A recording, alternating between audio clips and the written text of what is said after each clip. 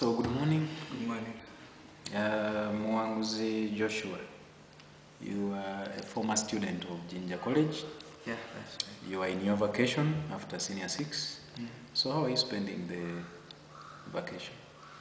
Yeah, my vacation is really occupied with business. I'm actually doing jackfruit business, selling jackfruit. How do you sell it? How do you sell jackfruit?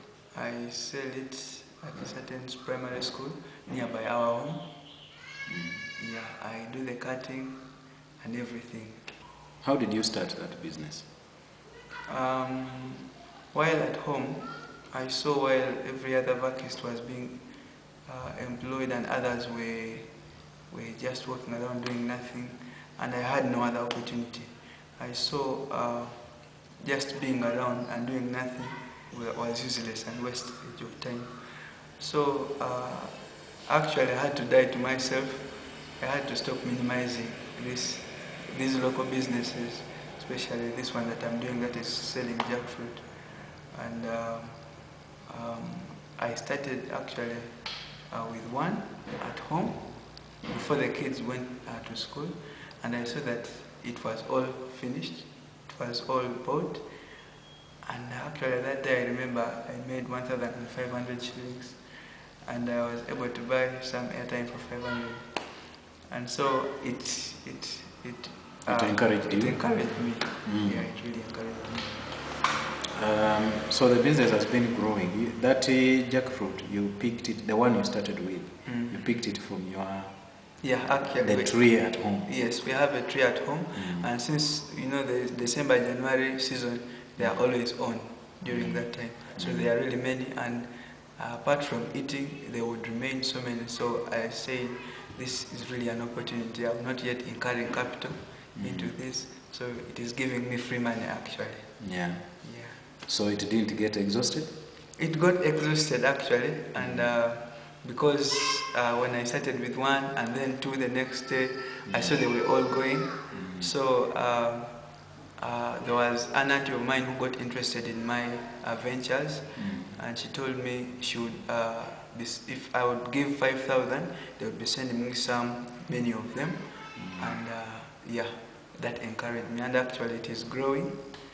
Yeah, I happened to buy a place at the school, a stall, and that was for 5,000, which I would be able to raise from what I had been selling before.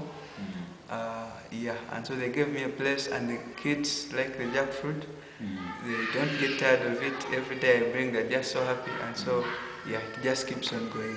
Don't they laugh at you when you're selling jackfruit? Yeah, actually, they do not really know about me so much. They just know I sell jackfruit.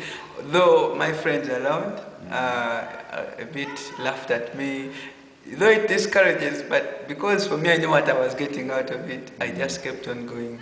Yeah. Just kept on going. So the business has grown since then. Yeah. How have you been going on? Do you save to reinvest, or you invest all the capital back? Not really. While I was at Jinja College, I happened to open an account at Crane Bank, 10,000 shillings. So since I had not yet been loading money there, so I said this would be an opportunity for me also to see how you feel when you bank some money. So since I would get 15,000 from every stock, I happened to bank 10,000 every week. Yeah, 10,000 every week, and the other I would use for transport. I have actually done it for 2 months, and I have 80,000 in the bank right now. Yeah, and it is still moving. Actually, I'm challenged with the lack of space. Yeah, otherwise, yeah, it would be even more than that. You hope to invest that money when you complete, or it is money in preparation for joining? Yeah, actually, since we are joining in August, it will really help me because my parents have been really struggling with the financial bit of life. So I think it will help me on my tuition. Yeah, it's pocket money. So you're already planning for your university fees? Yes. While other students are waiting at home and simply dancing and wasting away the time. Yeah. So what is the advice you would give them?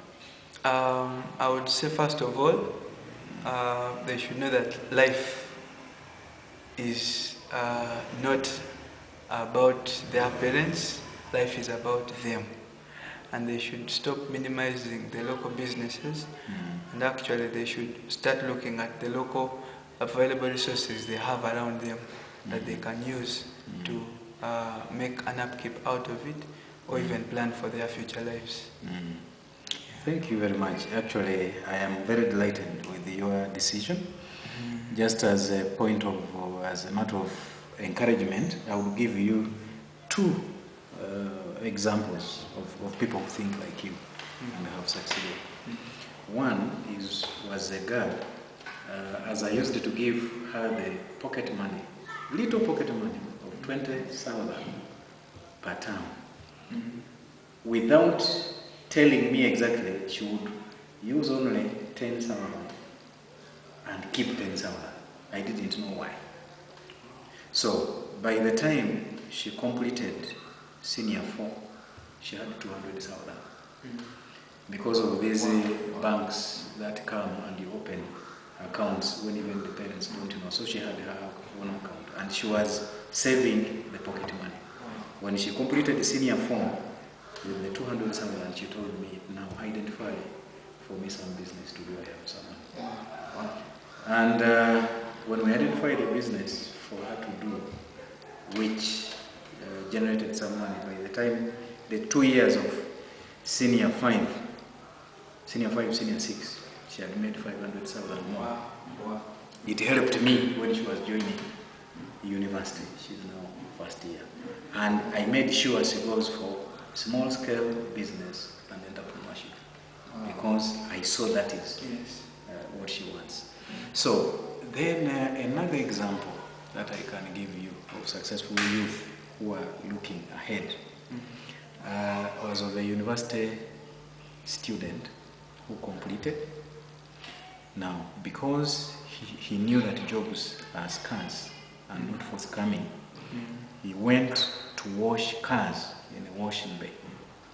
Now, the cars, he knows very well that the owners of the cars, either they are employers or they are people who can connect to some area of employment. So could wash their car, wash very well, and share the experience. I'm a university graduate, but I'm doing this because I can't waste away this useful time as I'm looking for a job. If you have a job, one day this is my contact. And actually those owners of the vehicles, as I was washing, they got moved. And they are the people who connected him to a very good job. Wow. Now, to the youth today, the biggest problem they have is that they minimize these small jobs, not knowing that they can give them a way of beginning. They can give them the opportunities for better things. Two, they also show that in a way, you are not somebody who has put your bar of expectation so high. You can accept anything. In my own view, the root of corruption in the country is because the youth we are producing put their bar so high that their income they expect is too much. When they get less than that, they want to dip their hands in the coffers. But if you grow like that, knowing that it is from the small things that you build the big things, then your success is guaranteed. I want to thank you and appreciate you, and I say continue. This is a lesson to very many youth. Thank you. Yeah, that is a motivation to me actually.